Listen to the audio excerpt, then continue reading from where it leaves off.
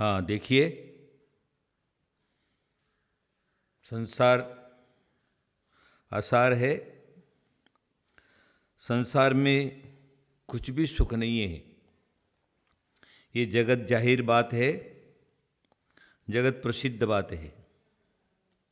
इसीलिए संसार का विच्छेद हो और जीव सुख की प्राप्ति करे। आचार्यों ने अनेक उपाय बताए हैं। अगर ये जीव सही रूप से सुख पाने के लिए, शांति पाने के लिए उपाय करेगा, उसका मार्ग सही रहेगा, तो अवश्य ही उसको सुख मिलेगा, शांति मिलेगी। सुख उसी का नाम है जो उसके बाद दुख नहीं हो। बहुत से लोग सुख की खोज करते हैं, लेकिन सच्चा सुख क्या है वो मालूम नहीं है। जरा सा भी इंद्रिय सुख की प्राप्ति हो गई, उसी को सुख मान बैठते हैं और समय आने पर वो सुख नष्ट हो जाता है। फिर जीव वापस दुखी हो जाता है। इसलिए धर्माचार्यों ने जहाँ जहाँ पर भी सुख की बात की है, वह मोक्ष सुख की बात की है, आत्म शांति की बराबर बात की है। वो शांति मिले उसके बाद अशांति नहीं हो, वो गति मिले उसके बाद आगति नहीं हो, वो सुख मिले उसके बाद दुख नहीं हो। जीव को वैसा ही प्रयत्न करना चाहिए। देखिए, मैंने आपके सामने ग्रस्त क्या है वो बात रखी, सदग्रस्त क्या है वो बात रखी। आज कहते हैं सदग्रस्त के बाद श्रावक का नंबर आता है। श्रावक एक कोई सामान्य बात नहीं है। सामान्य जो लोग हैं, ऐसे थोड़े से भी धर्म ध्यान की क्रिया देख लेते हैं तो उसको श्रावक कह देते हैं।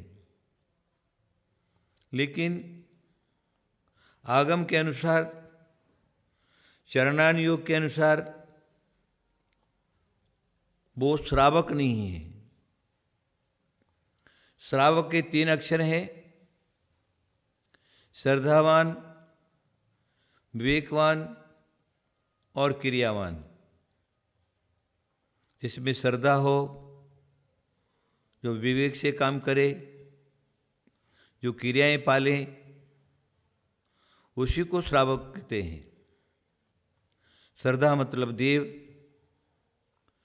विवेक मतलब गुरु, शास्त्र, और क्रिया मतलब गुरु।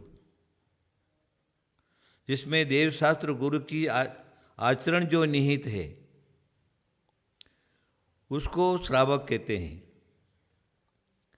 तो कहते हैं सर्वप्रथम श्रद्धा। वर्तमान में देखा जाता है लोगों की श्रद्धा बिगड़ गई,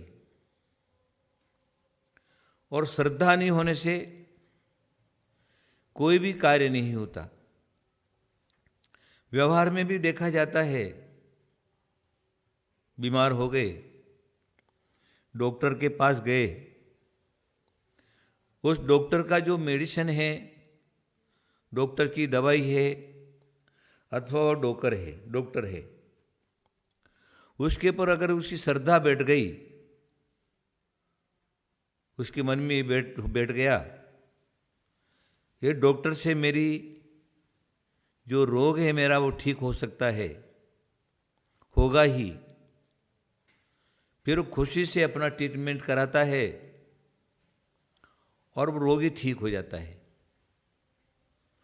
दवाई के ऊपर श्रद्धा, डॉक्टर के ऊपर श्रद्धा।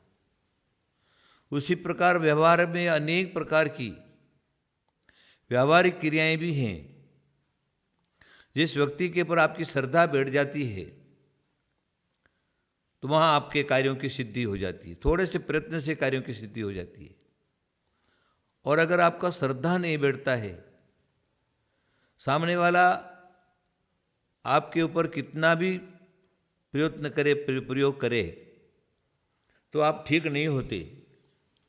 आपके मन में यही है कि डॉक्टर ठीक नहीं है, दवाई ठीक नहीं कर रहा है, इसकी दवाई ठीक नहीं है, तो वो अच्छा से अच्छा भी प्रयत्न करे तो भी जो क्या है वो ठीक नहीं होता। इसलिए श्रद्धा ठीक होना है।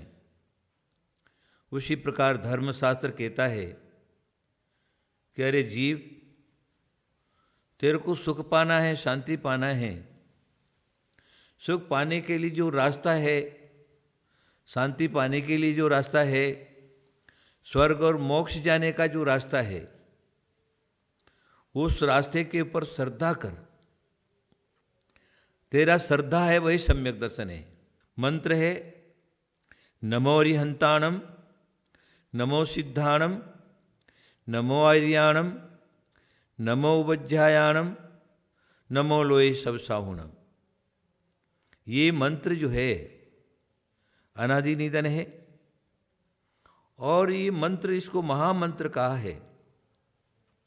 जो भी जीव इसके ऊपर श्रद्धा करता है वह वर्तमान की पर्याय में सुख को प्राप्त कर लेता है, भवांतरों में स्वर्ग और मोक्ष की प्राप्ति कर लेता है।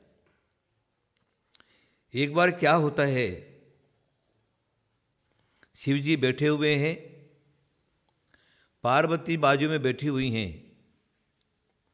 यह प्रकरण मंत्र महामहोदरी नाम का एक हिंदू मंत्र शास्त्र का ग्रंथ है, उसके अंदर ये शिव और पार्वती की चर्चा उसमें बताई है। तो शिव जी जो है वो पार्वती जी को कह रहे हैं, अरे गौरी, आगे पंचम काल आने वाला है, निकृष्ट लोग होंगे, अधार्मिक लोग होंगे, पापी लोग होंगे, दुर्गति से आएंगे, दुर्गति में ही जाएंगे, धर्म के नाम पर आडंबर रचने वाले लोग होंगे, मायाचारी, कपटी और धूर्त लोग होंगे।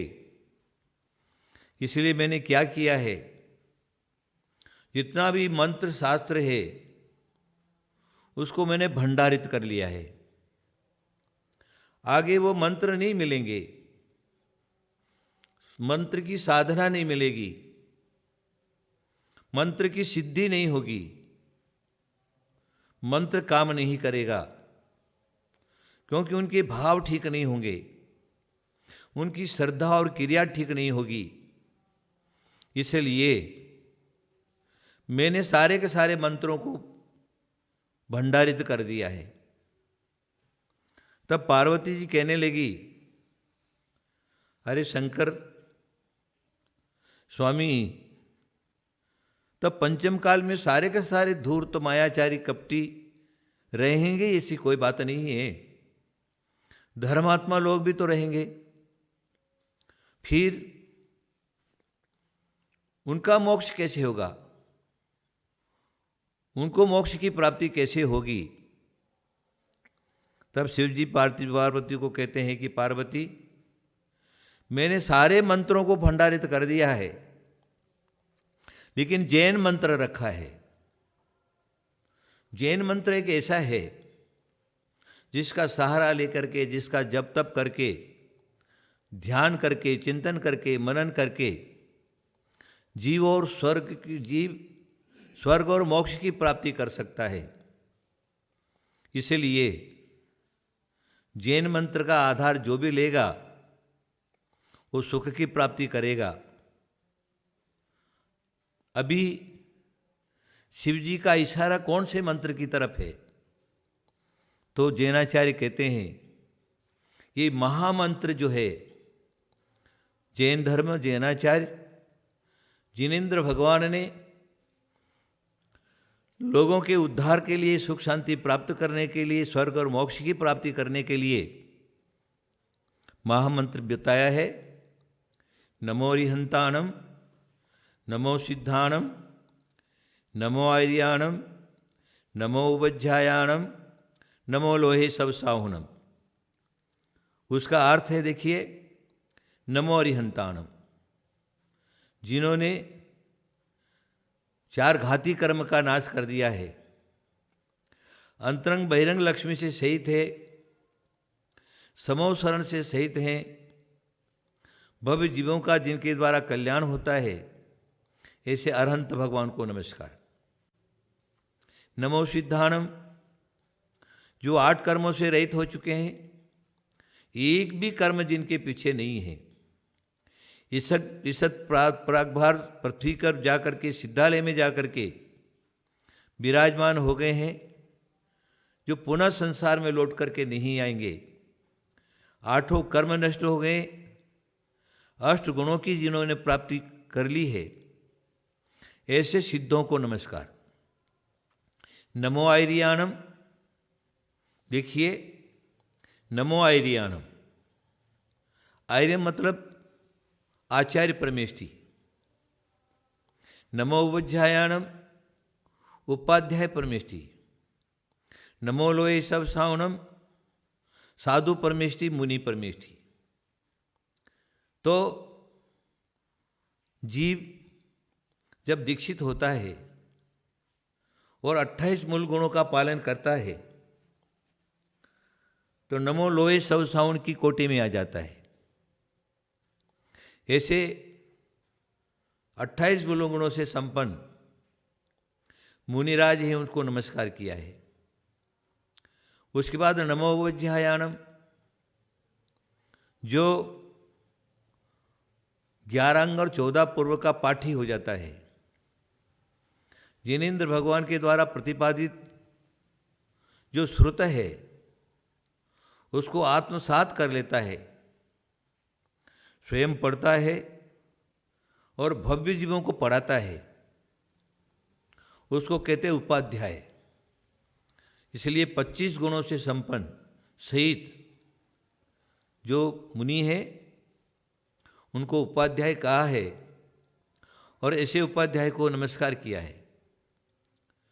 उसके बाद नमो आर्याणम, अब जो क्या कहते हैं, नमो आर्याणम, आचार्य परमेष्टि। आचार्य परमेष्टियों का जीवों के पर बहुत बड़ा उपकार है। साधु परमेष्टि, उजाय परमेष्टि, उसी के अंदर जो विशेष गुणों से संपन्न है, चारित्र संपन्न है, पंचाचार का पालन करते हैं, ऐसा जो मुनि है वो आचार्य परमेष्टि कहलाता है। 36 मूल गुणों से सहित होते हैं और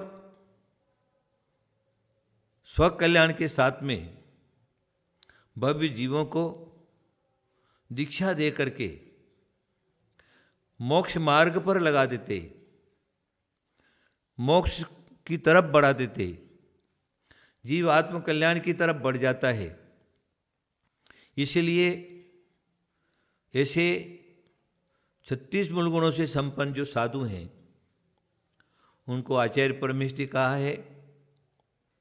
देखिए, साधु 28 मूल गुण सहित, उपाध्याय 25 मूल गुण सहित, आचार्य 36 मूल गुण सहित और अरहंत 46 गुणों से सहित और सिद्ध 8 मूल गुणों से सहित। अब यहाँ पर क्या कहा है, देखिए, नमो अरिहंताणम और नमो सिद्धाणम, इन दोनों में से बड़ा कौन?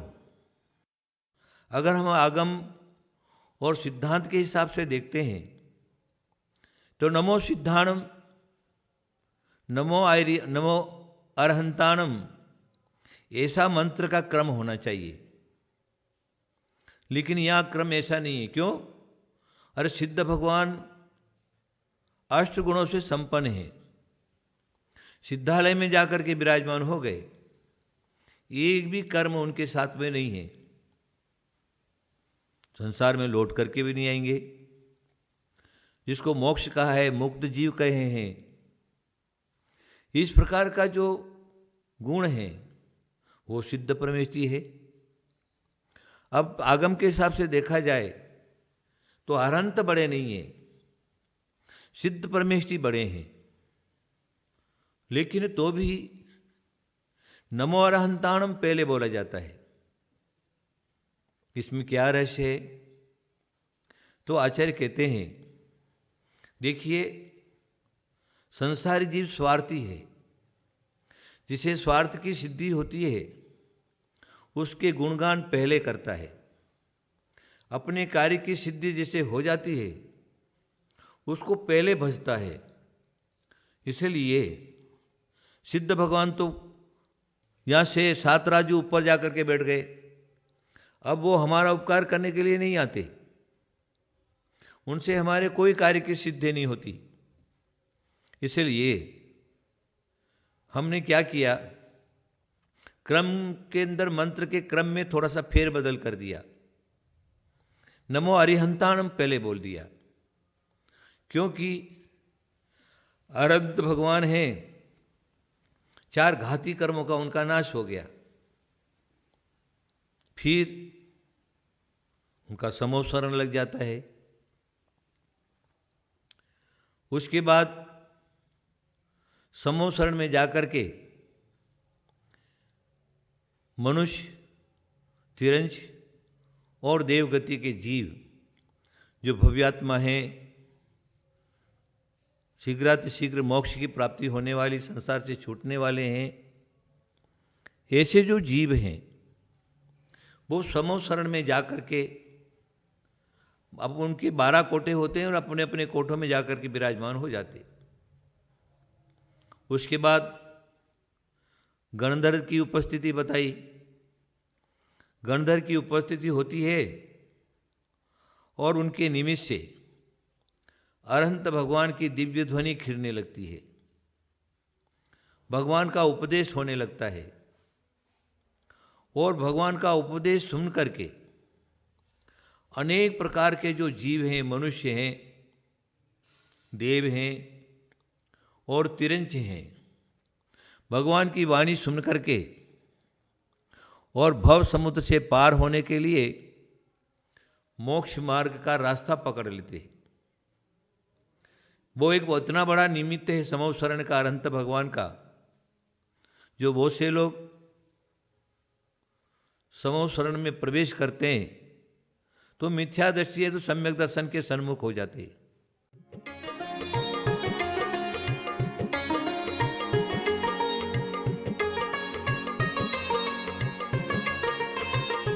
इस कार्यक्रम के पुण्यार्जक थे श्री अजय जैन जी, श्रीमती नीतू जैन जी, पुत्र पुत्री चहक जैन, जीनम जैन, दिल्ली। आगम की वाणी को जन जन तक पहुंचाने वाला आगमवाणी चैनल